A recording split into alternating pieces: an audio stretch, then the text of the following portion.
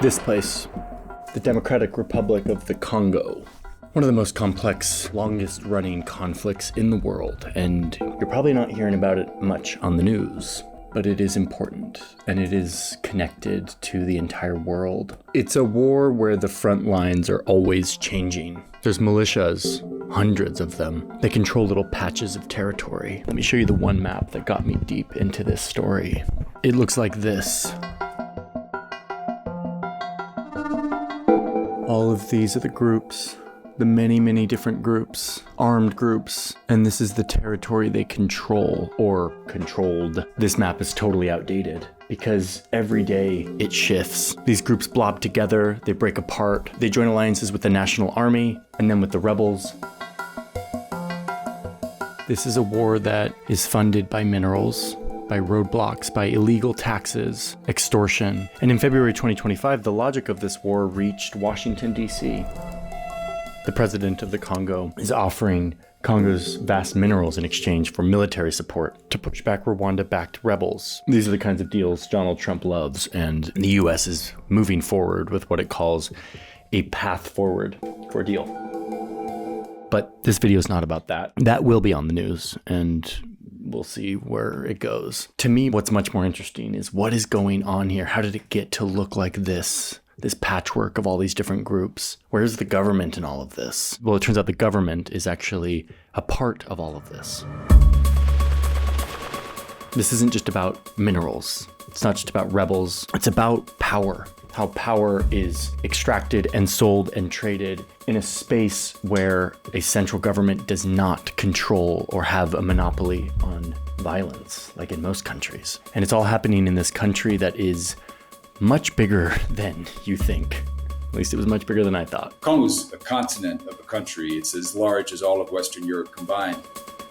Congo is home to tens of trillions of dollars of untapped mineral resources. I mean, we cover a lot of wars on this channel, but this one's different. If you watch our videos, you see a lot of maps with icons, this group versus that group. Sometimes it's like 4 different groups. Sometimes it gets really complex. We make icons to represent these different groups. But for this one, we can't really do that. And I wanted to understand why. There's something about the nature of modern conflict we're describing that is not what most people are probably familiar with. They see maps where Ukraine is versus Russia, or Hamas is versus Israel. And what we see here is a much more fractal kinds of conflict, which is actually much more common than those conflicts I just said. That's Jason Stearns. He's like world expert on this topic, and he will help us navigate this very complicated, difficult to understand conflict. So let's dive into this conflict, the context, the background, and how it got to look like this, how it's lasted decades, how it's reshaped itself over and over again, and how the sides aren't trying to take over the country. They're just trying to extract value from it. And it turns out that war can be very valuable, especially when you add to the equation what's beneath the ground and the power that comes with controlling people and land and movement.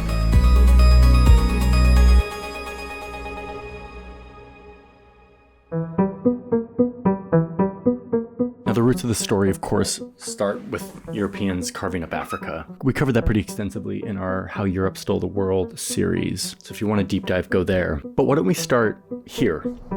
This image that we've sort of doctored up to make it a little bit more immersive. This is European leaders inventing countries in Africa in the late 1800s, carving up this map, looking for resources. And the Congo was one of the many inventions of Europeans. Congo was created actually as the private fiefdom of a Belgian king in 1885. And so the whole purpose of the Congolese state was always to extract from the local population. It was never to create a government or a state that provides public services or public goods, including security. The Belgians mapped it and discovered just how many valuable resources the place had. The most valuable at the time was rubber, and it led to one of the most brutal colonial exploitation campaigns in history. It's got an enormous amount of natural resources. Congo is geological scandal, is what Congolese call it. It's the largest producer of copper in Africa. It's the largest producer of cobalt. It's one of the largest producers of diamonds, tungsten, tantalum, tin. You go down the lists, they have it. The uranium used for Hiroshima and Nagasaki came from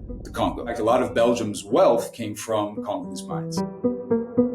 Again, go watch part 3 of that series if you want a deeper dive. So the most important part of this section of the story is that Belgium didn't build a country out of Congo. They built a pipeline for resources to Europe. The roads and railways led from mines and plantations to ports, not between cities. It created ethnic groups and tribal identities and then played them off each other so that they could conquer them, but also, in the process, sowing the seeds for future conflict and division. That deep history really is important in understanding where we are today, because a lot of the habits and the trends and the logics of the state sort of persist until today. Some of the structural issues to Congo is still facing, moving from bad governance, destructured army, lack of a sustainable policy. That is actually where we can situate some of these trends. Hey, real quick, let me tell you about threat protection and these new tools coming out of NordVPN, who is the sponsor of today's video. I'm very grateful that they sponsor our journalism. I started using a VPN like years ago now. Originally, when I would travel, I would connect to the internet via the United States, which is what a VPN allows you to do. And for a lot of years, that was the big perk. Like I wouldn't get kicked out of my Gmail or something if I was in another country with some like security 2-factor death loop. But since then, Nord has become a much more useful tool. I've recently been learning how vulnerable we all can be when we are surfing the internet on public Wi-Fi, like when I'm in a coffee shop or a hotel or whatever. When you're connected to Nord, your internet traffic is secure, it's encrypted. It's one of many perks you get as a part of their threat protection suite of tools. This blocks malware and phishing attempts, annoying ads. It generally makes being on the internet safer, which like cyber attacks are getting weirdly sophisticated. So I feel good when I'm connected to NordVPN, and it just happens in the background. Like it's not like I don't have to like type anything in. It just is in the background, doesn't mess with my speed. Oh, and I can watch streaming shows from other countries when I connect to other countries, which is kind of sick. Anyway, so I'm a big fan of NordVPN. It's really affordable, and they're giving a discount to anyone who uses the link in my description. It is nordvpn.com/JohnnyHarris. When you sign up for the 2-year plan, you get 4 extra months for free, and there's a 30-day money-back guarantee. So you can get all your money back if it's not a good fit for you. So nordvpn.com/JohnnyHarris. Clicking the link helps support the channel, gets you in on that discount. Thank you, NordVPN, for sponsoring today's video. And with that, let's get back to the DRC.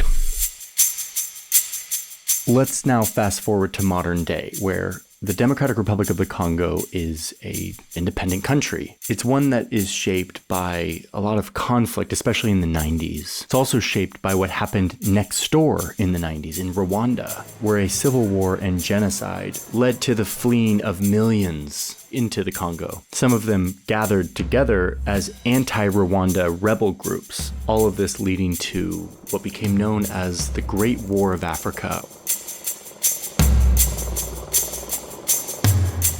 Okay, again, we're not going to get into Africa's world war. It's a huge thing, but just look at the map of this war. It did turn into a complex web of actors, some allying with the Congolese government, some being backed by foreign governments. I mean, there was a lot of players in this war, but it's still not this fractured group that we're eventually going to explain. The big difference is that the goal for these groups during the big war in the 90s was to win, was to take over the government, winning power of the state. I mean, that's how most civil wars are. One side wants to take over the government. Okay, but here's something you don't see on this map, and it's very important for how we get to the fractured group. There are actually tons of small militias in a bunch of different villages in this region. Over the years, a lot of small self-defense forces formed, militias that were meant to protect villages in the absence of a functioning state. There were self-defense groups that had emerged in part because the state had collapsed. Again, these aren't rebel groups, these aren't political groups. These are just people trying to protect their community. They're like their local police force. So keep that in mind, the self-defense forces that each community has, they will become important in just a second. This big war ends in 2003, and all the different groups come to a peace deal. There's elections, democracy tries to sprout, and it fails. After one of the groups loses in elections, they flee to the east and form a new rebellion, widely believed to be backed by Rwanda. So it's like the early 2000s and the DRC is headed towards another full-blown civil war. Now, the Congolese government at that point was a weak government. It had just emerged out of a war. Its army was hodgepodge of different armed groups thrown into one joint army. And so they really didn't have much of an army to push back against this new rebellion. This moment is crucial for understanding what happens next. You got the rebels, you got the DRC government that is super weak. They don't have a super cohesive army. So who do they turn to but these dozens and dozens of small community self-defense militias, the ones I was talking about earlier, like local police force for these communities. They turn to them. They say, you're fighters, help us counter this rebellion. We will give you weapons and support. In addition to our army, let's just pump weapons and ammunition into all of these local militia in the Eastern Congo. So the state funnels weapons into the Eastern DRC to help them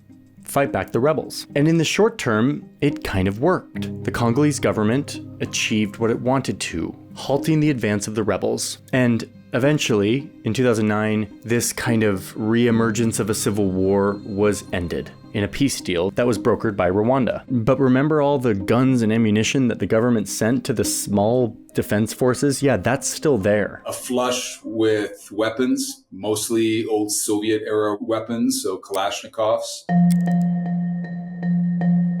These groups are now more armed and more hardened by war. And these small defense militias now see an opportunity for more power and for growth. The big reason of why there's so many and why they're so prevalent is because of a lack of kind of a security footprint from the Congolese state. It's kind of like the Wild West out in Eastern Congo, that if you want to provide security, it's got to be on a village by village basis, which is how these are all kind of springing up.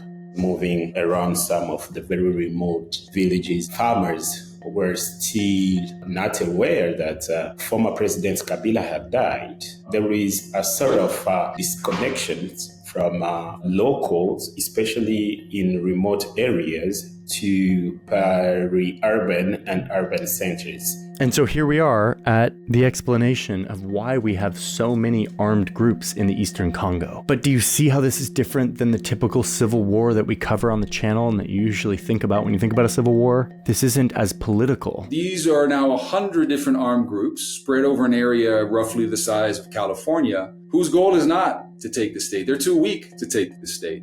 Their goal is basically just to survive and to extract whatever resources they can extract. A generation of fighters who all they know how to do is fight. When you have absence of states, people will refer to them as their protectors. War becomes a mean of survival, becomes a mean of dignity. That's the origin of this fragmentation.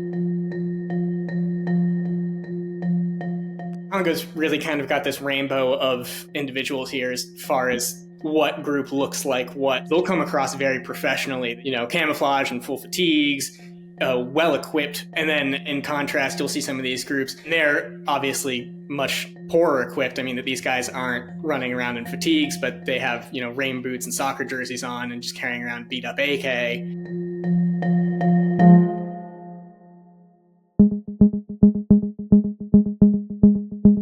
So this gets us closer to what it looks like today and why this war continues.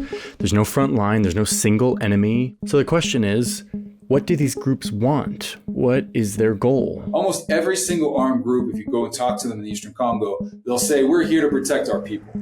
But if you go and talk to those people, they'll tell you, well, that's how they started off as, and yes, those are our sons and our nephews and whatnot, but now these guys are not here to protect us. Almost every single armed group, almost by necessity, because they need to feed themselves, they recruit, sometimes forcefully, they extract, they tax, and they become predatory. And so you have this transition from local self-protection groups really to extractivist groups. Everyone keeps saying that they tax people. Taxing is what a government does to its people to run the government. So what do they mean by tax?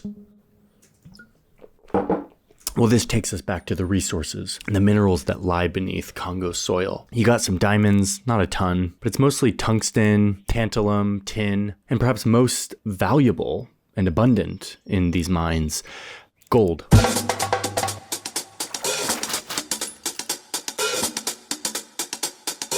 We're making a whole video about gold.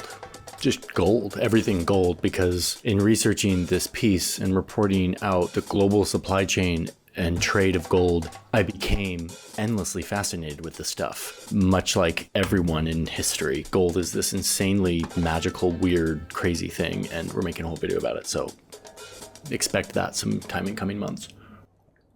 Okay, but before we go any further, let's clear something up. Because the way that this is reported, all the conflict in Eastern Congo, the way that it's usually reported by media outlets is blood gold, conflict minerals. There's a conflict in Congo and it's all about minerals. As you will see, that is a part of the story. But it is not the whole thing. It goes far beyond minerals. That is part of the motives, but it does not justify or explain the overall scope around armed groups, militia, or self-defense initiatives implementation. These groups will tax anything they can. Cattle, charcoal, cassava, market stalls, some guy on a motorbike. And as one report was titled, "Everything that moves will be taxed." Whoever is perceived as a protector, meaning an authority, then they are rightful to perceive or to fix, put in place taxation. Recently, we noticed that some armed groups were now easily collecting taxes like nobody could thought of, an armed group delivering a building license. Yet it is happening now. And I will show you what those taxes look like in just a sec. But let's get back to gold, because even though gold isn't the root or the main driver of the conflict, it is a huge part of how the war economy works, how these groups are funded, and how this stuff is connected to the global economy. So, all these dots, look at all of these dots. Every one of these dots represents a gold mine. This is very difficult data to get your hands on, and the International Peace Information Service are the group that collected this. They do incredible work and have generously helped us in providing their data and expertise for this story. I would not be able to tell this story without those on the ground collecting data. Okay, so you've got all these gold mines, but look what happens next. These are the armed groups that we talked about, the ones that started as self-defense groups and then got a bunch of weapons and ammunition from the government to help stave off the rebels, and now use that firepower to make money off of a lot of things, including, as we see on this map, gold mines. It's the perfect economy for the mafia, really, right? What does the mafia provide? The mafia provides two things. The mafia provides financing. It has good access to huge amounts of money, and it provides protection. And for something like gold, what you have, if you're a gold digger in the Eastern Congo and you have 50 grams of gold to sell, that's an enormous amount of money in the middle of nowhere. And so you need protection and you need somebody to buy it. You need financing. And so these are very easily militarized sectors. So let's get really specific now so we can see what this looks like. Let's zoom into one of these mines so I can show you how these local turf wars work, how this war economy works, how this gold flows from a hill in Eastern Congo to the international markets. And along the way, we'll see how all these armed groups and the government have built some version of violent order, half war, half cooperation, all happening in a space where the government is at once totally absent, but also, as you'll see, very present, but in a way that you might not think. You have millions of people digging for tin, tungsten, and mostly gold, actually. This is a pit mine or artisanal mine. This is thousands of young men digging in hillsides, sometimes in terrible conditions, in lots of different pits. They're dotting mostly very remote hillsides in the Eastern Congo. They work in these harsh conditions, often with little more than shovels, pans, sometimes bare hands pulling gold from the soil. These are fairly militarized pits. You'll find soldiers. They'll provide quote unquote protection and security in exchange for payment. This is unrefined gold. So it's extracted, maybe it's powder or flakes or a small nugget, and then it starts its journey towards the city. But this journey will cross through the territory of dozens of different groups. Roadblocks are one feature of the landscape of the Congo, and there are thousands of them. Roadblocks are everything. So one of these armed groups has a roadblock, and they demand a cut from anyone transporting minerals. If you know the system well and you're well connected, you have relationships, that will help you with these transactions, ensure that they don't get violent. Go into a little hut and you give them what is expected. There'll be some negotiating back and forth, but you pretty much know what you're going to have to settle for. They'll get some of that. Now, again, I want to emphasize, this doesn't just happen for gold. You can be stopped for anything. You can be stopped for carrying cattle. You may have to pay just to move through the checkpoint. Again, everything that moves will be taxed. There could be 50 or 60 of these roadblocks before you get to a major city. A motorcycle could be taxed a few bucks to pass. If you're a big truck, maybe you're taxed $700 for a single checkpoint. And according to the people we talked to, a lot of these transactions happen without violence. It's the threat of violence that keeps the order going out here where there is no government. Wait a minute. But look, that is a soldier. That is an official Congolese military soldier, like from the government military. And this is where it starts to get even more kind of mind-bending on our normal boxes and categories and frameworks for understanding conflict. Turns out that the government military is very present out here. They move around in this system. They have roadblocks of their own, and they end up behaving very similarly to these armed groups. They set up checkpoints, they extract illegal, informal taxes, they'll pocket some of them, or they will distribute them not to the state coffers, but to their network of alliances and relationships, which could include other armed groups or local police, or even commanders back in the capital who want in on all of this. And again, what you start to see is a kind of quasi order where there is a equilibrium of the tax rate, the same that the Congolese government would impose if they were out here, but now it's an armed group, or a Congolese soldier that's sort of acting like an armed group, but also technically works for the government, but doesn't get paid very much, so they subsidize their pay by setting up a checkpoint to make more money. Like, you start to see that all of these power systems, none of them are strong enough to command the whole state and to impose order, and so they fracture, and they all end up grabbing what they can. If you are a peasant in the Eastern Congo and your day-to-day job is farming cassava and beans, two staple crops in the Eastern DRC, then you have to get them to market. Chances are, if you take them to market, you'll run into a roadblock manned by people with guns. You have to pay taxes to them. If you don't pay taxes to them, they could get violent. And so abuse and violence is part of day-to-day life. Funerals it's a very social world. And so it's rare that several months go by without there being a funeral. And so death and violence are things that are just much more present. So we're going to get back to our journey of gold from the mine to the global market. But first, let me just drive this point home by going back to our map. Remember, these are the dots that are gold mines. These are the local armed groups. And these dots are instances where between 2021 and 2023, the military of the Democratic Republic of the Congo was reported to be interfering, which basically means showing up with roadblocks or showing up to pit mines and threatening violence and demanding payment. Not for the government, but for themselves and their alliances. Again, thank you, IPIS, for this data. Violence permeates life. Most of the population knows nothing but war. We grew up as children, kids who only knew violence and war. Growing as a child, I think you don't actually perceive that as something that appealed to you. And as I said, people somehow, some ways, rationalize that as a way of living. But at the same time, they know how to navigate these wars and these press. They know how to deal with soldiers. They know what the logic is of violence. Okay, we're back to the truck that's driving. It's passing through all of these checkpoints, these roadblocks.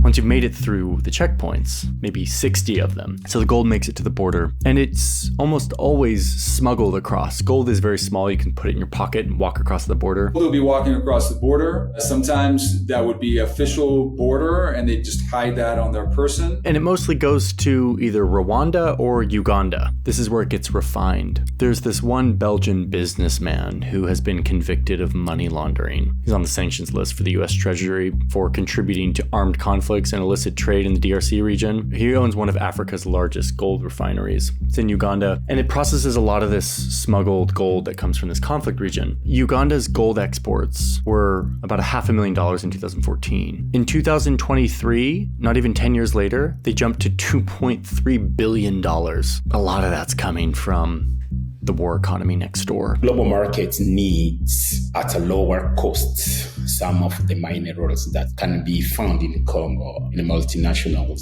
have tested and saw it working to get what they needed out of Congo through local armed groups rather than dealing directly with the central government, and so they perpetrate that.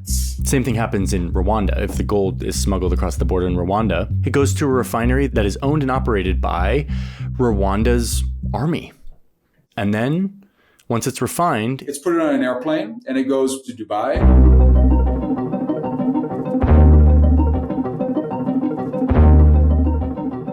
We are now out of the checkpoints and artisanal mines and threats of violence, and in the gleaming city built off of oil, which is the epicenter of gold. It's one of the world's major gold hubs. Tax-free, strategically located here at the center of the globe. A huge amount of the gold, especially coming from the DRC and a bunch of other regions in Africa, including a bunch that fund this war economy, come to the United Arab Emirates, who doesn't ask very many questions. Instead, they combine it with all the other gold. It's washed clean of all of its conflict blood, and it's sold off to the world. The origins disappear. The corruption is polished away into a universally desired storer of value, impossible to trace. It goes into jewelry. Some of it goes into industrial manufacturing. The gold is still used for coating and electronics and other things. And some of it's used for laundering money. Buy gold and all of a sudden, magic, your dirty money becomes clean money because it's gold now, right? It's very opaque once it reaches Dubai. This gold disappears, into Dubai,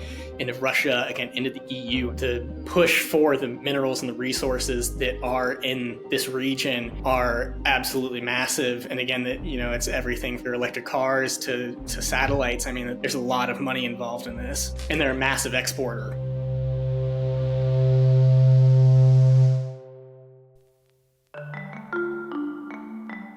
Okay, but let's get back to the Congo, because I'm less interested in gold, although I'm really interested in gold and I'm making an entire video about it. And I'm more interested in what keeps this system going. This system of artisanal mines with soldiers, hundreds and hundreds of checkpoints, military soldiers that work for the government but also behave like armed militias that are extorting people at every turn. The threat of violence that breaks out and ends up destroying the lives of the locals at a moment's notice. And I wanted to understand what keeps it going. This system has been going on for decades, just like this. It turns out that this eternal war economy produces a lot of value, mostly for the warlords and power brokers and government officials that are in on it. But also, somewhat paradoxically, this provides a sense of, albeit violent, stability and security for the people. It brings a lot of money to the region. It's a double-edged sword. It also provides enormous value to local societies. Does it fuel violence? Yes,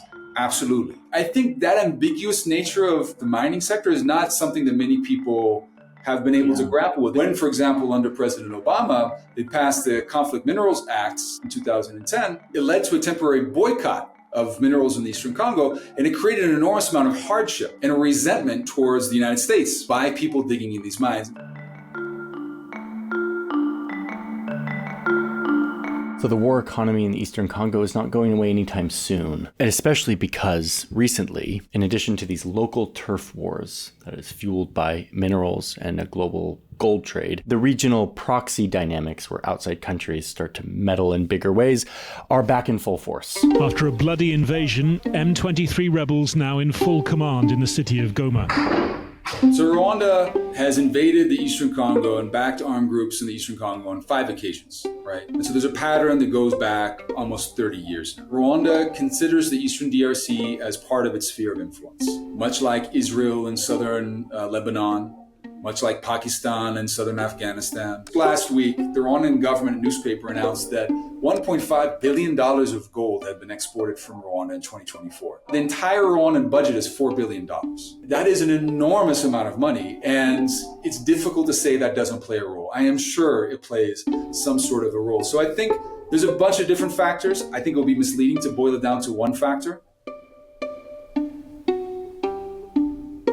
The story of the Congo has been a dismembering and dilapidation of the state since it was first created. The state was a predator when it was created by the colonial enterprise in 1885, and it's remained so really since its creation. These same communities are destructured because kids that are born within these communities, they see this as a model. That is the only model they have been exposed to. And so long as you have a state that's really invested in violence, I mean, the Congolese elites are also invested in violence for a whole host of different reasons. As long as you have that, it's hard for me to see neighboring countries will continue to meddle, multinational corporations will continue to profit. So I think really what you have is ineluctable state, really. You have to go back to the state that would be able to provide the most basic of goods, which is security. And so I think that's the foremost challenge for this generation. It's really a generational challenge. It's not something that can be fixed quickly. And I think it will not come from outsiders. I mean, from what I've seen in the Congo over almost 3 decades is those people are there. They're ready to build. You just need to give them space to do that. Hey everyone, thanks for watching. This video was different in some ways because this is an area that is an information vacuum. That's why I'm really grateful to our sources who helped us get insight into what's happening here. If you have unique insight, whether local or professional or whatever, in this region or anywhere else that is an information vacuum, I'd like to know about it because I want to report more on these parts of the world that are not paid attention to as much and are harder to report on because they are shrouded in conflict or are remote or difficult to understand or whatever. That's something I'm very interested in. So please leave comments, reach out, and thank you all for watching, for being here. And I'm going to make this video on gold. Like, what is your questions about gold? Tell me everything you want to know about gold, its history, the chemical properties of gold, how it's used in medical treatments. Like, gold is an endless rabbit hole that I plan to descend into, and I'd love to know what you're curious about. Okay, that's it. Thank you so much for being here, and I'll see you in the next one.